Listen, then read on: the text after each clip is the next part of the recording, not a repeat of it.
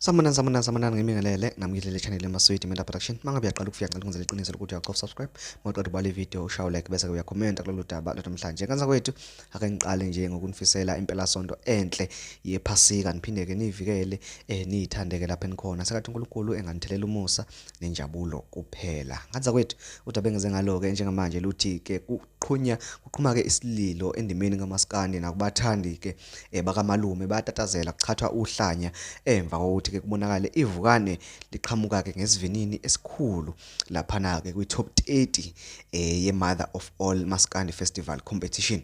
Kwi-competition ke le yokuwina iQuantum. uGatsheni ke ubekade ke hleli ke number 1 selokhu ke iqalile le competition futhi ke benegeba elikhulu ngendlela eyisimanga. Ngeviki nje edlule ubekade ke unama votes awu-100,000 plus bese kuthi kuba khona ke leli ivukane belu number 2 okugama lalo uSolwazi. Leli ivukane ke lona ke belinama votes nje awu-7,000 kuphela. Kushuthi ke uGatsheni ubekade ne difference engaphezulu kuka 90,000. Njengamanje ke kwenzakalani ke? Njengamanje ke uGatsheni unama votes angaphezulu kwa 140,000. Leli vukane limhlezi ethendeni nalo selinama votes angaphezulu kwa 100,000.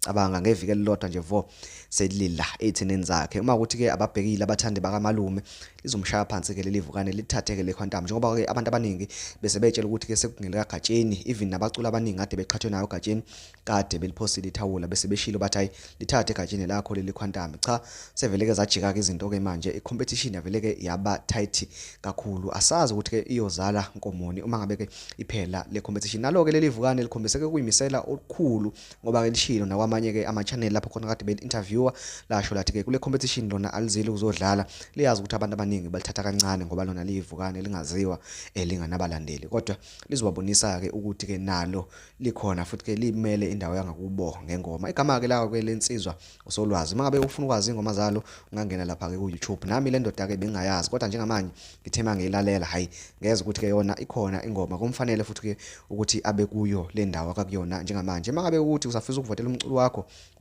usangamvotela ke u-SMS ke njengoba ubona ke la emva kwami umbeke ke ethubeni ukuthi ke naye amuke nalo ke leli Quantum. Kodwa makuthi umculo wakho akaveli kule top 30 evela njengamanje akavumelekile ke yena ukuthi ke aphinde abe esangena. Sekuvaliwe ukuthi ungene sekuthi nje uvotele lo ombonayo kule top 30 ekhona njengamanje. Nganza kwethu zidlana imlala ziyakhala kunzima kakhulu. Ngiyacela ukuthi ke ungicofele usubscribe bese ke sidibana kwivideo elandelayo. Ngiyabonga.